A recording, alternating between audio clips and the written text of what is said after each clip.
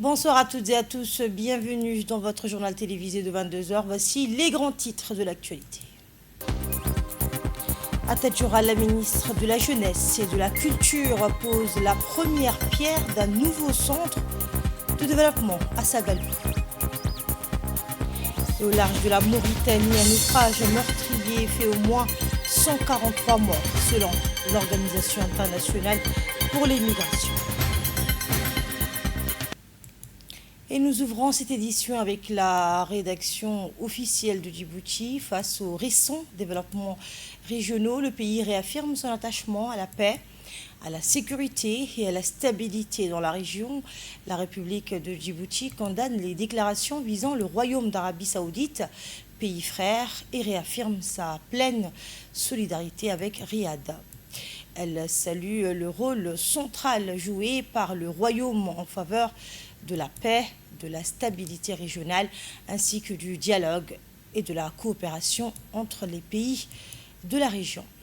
Notre pays souligne également que l'escalade persistante en mer Rouge et les menaces qui pèsent sur la navigation maritime internationale constituent un grave risque pour la sécurité régionale et le commerce mondial. Le pays appelle à une mobilisation collective à l'échelle régionale et internationale afin de garantir la sécurité des voies maritimes stratégiques et de préserver les intérêts des peuples de la région.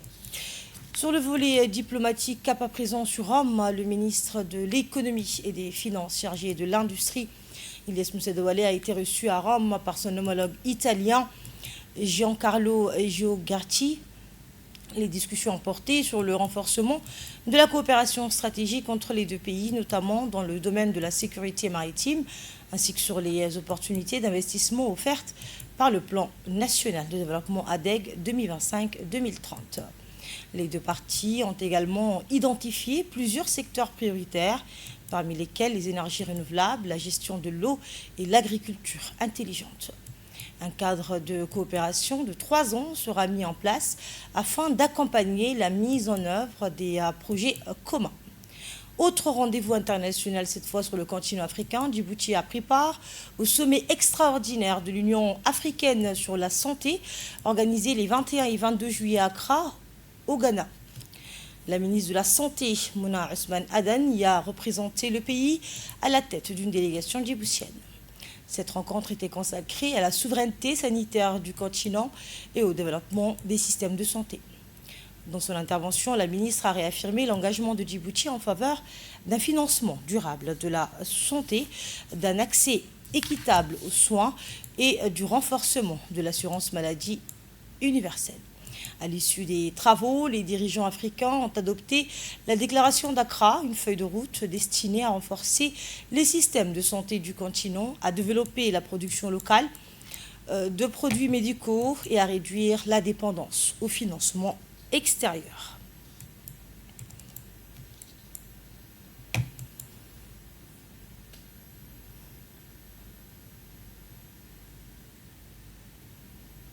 Dans l'actualité nationale à présent, visite de travail dans la région de Tadjoura, la ministre de la Jeunesse et de la Culture, Mme Fadoussa Moussaégué, a rencontré les autorités administratives et traditionnelles afin d'évaluer les actions engagées en faveur de la jeunesse, de la culture et du développement des infrastructures socio-culturelles.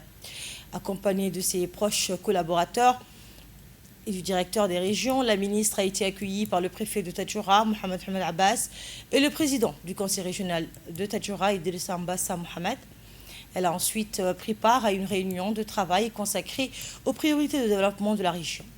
Au cours de cette mission, la ministre a également rencontré les notables ainsi que les majlis du sultanat de Tadjoura.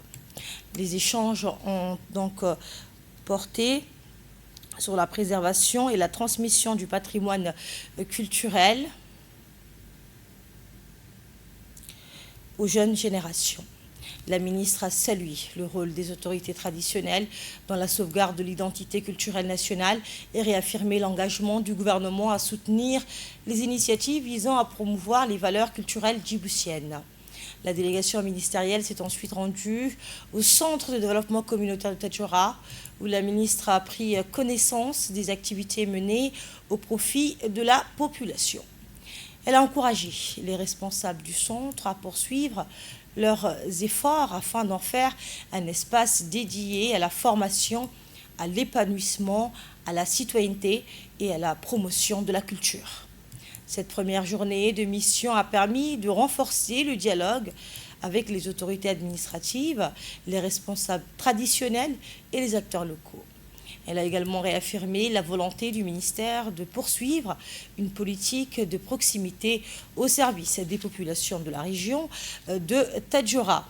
À Sagalou, la ministre de la Jeunesse et de la Culture a présidé la cérémonie. La cérémonie donc dépose la première pierre de du futur centre donc à Sagalou, la ministre de la Jeunesse et de la Culture a présidé la cérémonie de pose de la première pierre du futur centre de développement communautaire. La cérémonie s'est déroulée en présence du préfet de la région, de la députée Hussein Abdelkader, des élus locaux, des notables, des représentants de la société civile, ainsi que de nombreux jeunes, femmes et habitants venus assister à cet événement. Ce futur centre de développement communautaire constitue un investissement majeur en faveur de la jeunesse et des femmes.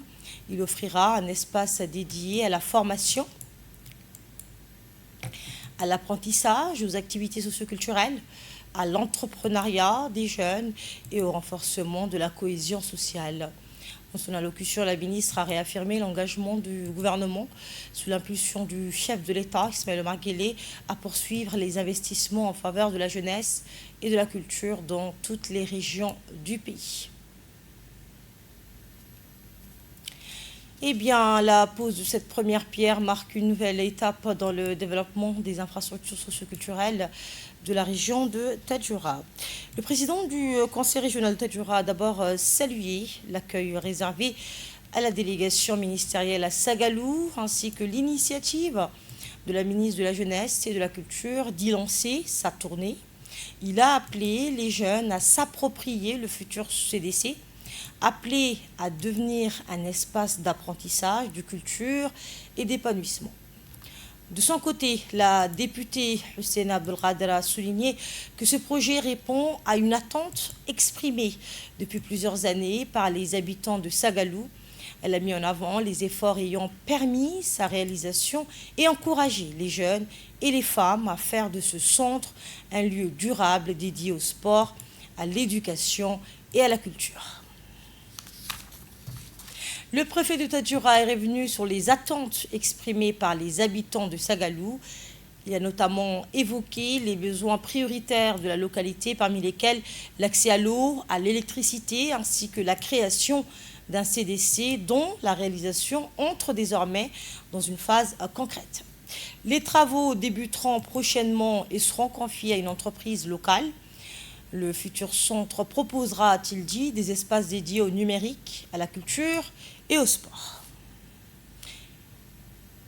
Et la ministre revient sur les objectifs de ce projet.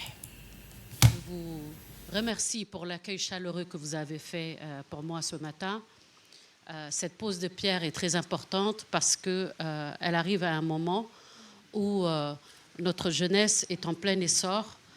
Il est tout à fait normal que Sagalou aussi puisse être doté d'un centre communautaire. On vient de faire la pose de pierre et on a finalisé tous les papiers au niveau de l'habitat et on va lancer l'appel d'offres pour commencer, Inch'Allah, la construction très bientôt. Pour l'appel d'offres, je tiens à le dire ici, nous allons privilégier les entrepreneurs de Sagalou, mais je leur demanderai aussi d'être...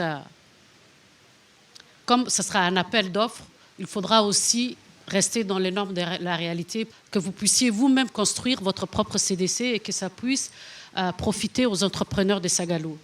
Voilà, ça c'est mon message. Ce centre communautaire permettra à la jeunesse d'avoir un endroit où ils pourront être formés, un endroit de détente où ils pourront lire, jouer à la PlayStation ou baby-foot. Inch'Allah, peut-être pour les femmes aussi, on essayera de prévoir des machines pour coudre. Et dans l'actualité également, le ministère du Commerce et du Tourisme intensifie ses opérations de contrôle dans les régions. Première étape, Ali Sebiye, menée dans le cadre de la Task Force nationale, chargée du suivi de l'approvisionnement du marché. Cette mission vise à vérifier la disponibilité des denrées alimentaires de première nécessité, à s'assurer du respect des prix homologués et à retirer les produits impropres à la consommation. À l'issue des inspections, les agents du ministère, avec l'appui de la gendarmerie nationale, ont procédé à la saisie et à la destruction de produits périmés. Des sanctions ont également été prises à l'encontre de plusieurs opérateurs économiques pour pratiques spéculatives et non-respect de la réglementation en matière de prix. Le ministère du Commerce et du Tourisme rappelle que toute spéculation, toute hausse abusive des prix ou toute commercialisation de produits périmés fera l'objet de sanctions afin de préserver le pouvoir d'achat des ménages et de protéger les consommateurs. Ces opérations de contrôle seront progressivement étendues à l'ensemble des régions du pays avec pour objectif de garantir tout simplement la transparence du marché et le respect des règles commerciales.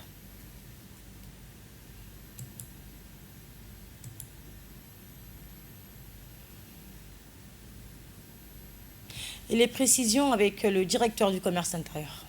Aujourd'hui, on est à l'Essivier et c'est dans la continuité des contrôles des prix des produits de première nécessité.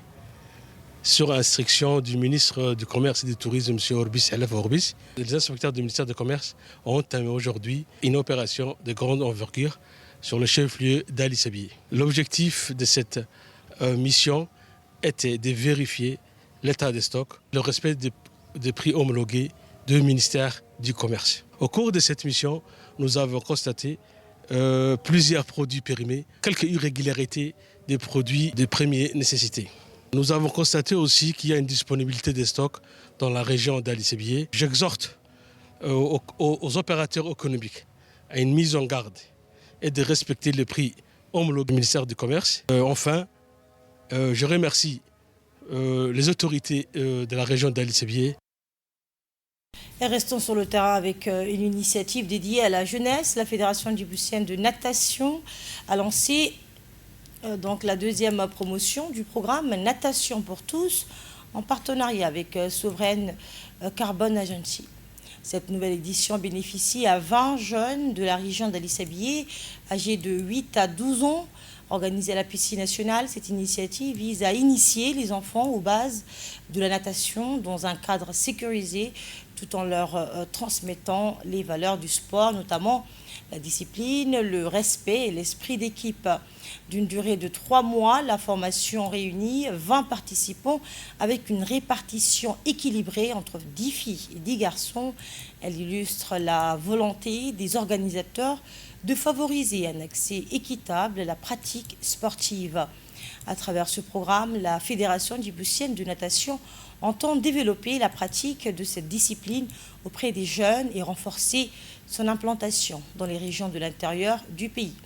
Avec cette deuxième promotion, la Fédération réaffirme son engagement en faveur de l'apprentissage du savoir nager et de la démocratisation de l'accès au sport en offrant aux jeunes un cadre propice à leur épanouissement personnel et sportif. Et le président de la Fédération revient sur les enjeux de cette opération. C'est avec un immense plaisir que nous lançons aujourd'hui le projet Natation pour tous au profit des enfants d'Ali Sebiye que vous voyez derrière moi. Aujourd'hui, nous écrivons une nouvelle page de l'histoire des sports à Ali Sebiye. Pour la première fois, un projet structuré d'apprentissage de la natation est mis en œuvre dans cette région, offrant aux enfants une opportunité unique de découvrir ces disciplines et d'acquérir une compétence essentielle et de s'épanouir à travers le sport. Fédération djiboutienne de natation, apprendre à nager ne consiste pas seulement à pratiquer un sport. C'est avant tout sauver des vies face au risque de noyade, que ce soit dans les oueds pour les régions et sur nos littorales. Savoir nager devient une compétence fondamentale. C'est aussi à transmettre à nos jeunes l'amour de la mer, le respect de son environnement et la protection des fonds marins. Djibouti est une nation maritime. Notre jeunesse doit grandir en harmonie avec cette richesse. Ce programme s'inscrit dans une vision nationale. Après 20 enfants de la capitale formés avec Cissé durant l'année dernière, grâce au soutien toujours de Sovereign Carbon Agency, aujourd'hui, c'est au tour d'Ali Sabié qui rejoint cette dynamique qui a vocation à s'étendre progressivement aux autres régions du pays, Inch'Allah. Chers enfants, profitez pleinement de cette opportunité, écoutez vos formateurs, respectez les consignes de sécurité et prenez plaisir à découvrir cet sport qui va vous accompagner toute votre vie. Autre fait de l'actualité nationale, un incendie s'est déclaré hier après-midi dans l'enceinte du cimetière d'Ambouli. Alertées rapidement, les équipes de secours sont intervenues dans les plus brefs délais et ont réussi à maîtriser le sinistre, empêchant sa propagation à d'autres secteurs du cimetière. Après l'extinction du feu, les équipes mobilisées ont procédé aux opérations de sécurisation et de surveillance afin d'écarter tout risque de reprise. Aucune perte humaine n'est à déplorer. Une enquête a été ouverte pour déterminer les causes exactes de cet incident. En cette période de forte chaleur, les autorités rappellent l'importance du respect des consignes de sécurité, notamment dans les espaces publics et les sites sensibles. Elles saluent également la rapidité d'intervention et le professionnalisme des équipes de secours qui ont permis de circonscrire efficacement le sinistre. Après la gestion des urgences, place à l'anticipation. Djibouti se dote de nouveaux outils de prévision météorologique fondés sur l'intelligence artificielle. Le directeur général de l'Agence nationale de la météorologie, Mohamed Ismaël Nour, a participé à la conférence mondiale sur l'intelligence artificielle à Shanghai, en Chine, au cours de laquelle Djibouti a reçu le système d'alerte précoce Masu Djibouti 2.0, reposant sur l'intelligence artificielle, les satellites Fangyun et des radars de nouvelle génération. Cette technologie permettra d'améliorer les prévisions météorologiques et la détection des phénomènes extrêmes jusqu'à 3 jours à l'avance. Prévu pour un déploiement avant la fin de l'année, ce dispositif contribuera à renforcer la protection des populations et des infrastructures. Djibouti deviendra ainsi le premier pays africain à bénéficier de cette solution innovante. En Afrique à présent, la Tanzanie renforce ses réserves d'or afin de consolider sa stabilité financière face aux incertitudes économiques mondiales. Selon la Banque centrale, près de 28 tonnes d'or ont été accumulées en 18 mois dans le cadre d'une stratégie visant à diversifier les réserves nationales. Et sur le front migratoire, un nouveau drame en mer touche l'Afrique de l'Ouest. Au moins 143 personnes ont trouvé la mort ou porté disparu après le naufrage d'une embarcation de migrants au large de la Mauritanie, selon l'OIM, l'Organisation internationale pour les migrations. Les passagers partis de Gambie en direction des îles Canaries se trouvaient à bord d'une embarcation qui a sombré en mer. Les recherches se poursuivent ainsi que l'accompagnement des familles des victimes. Et toujours sur la scène internationale, les États-Unis et l'Arabie saoudite ont signé un accord de coopération nucléaire civile d'une durée de 10 ans, ouvrant la voie au développement du programme nucléaire saoudien. Cet accord prévoit notamment la construction de réacteurs civils et le renforcement des capacités énergétiques du Royaume dans le respect des engagements internationaux en matière de non-prolifération. Toujours aux États-Unis, l'heure est désormais aux opérations de secours après de graves intempéries. En Virginie occidentale, les opérations de secours se poursuivent après d'importantes inondations qui ont provoqué de lourds dégâts dans plusieurs régions de l'État. Eh bien, les autorités locales coordonnent actuellement l'aide aux sinistrés, l'évaluation des dommages ainsi que le rétablissement progressif des services essentiels. Voilà qui referme cette édition du journal télévisé. Merci de votre fidélité. Excellente soirée sur la RTD.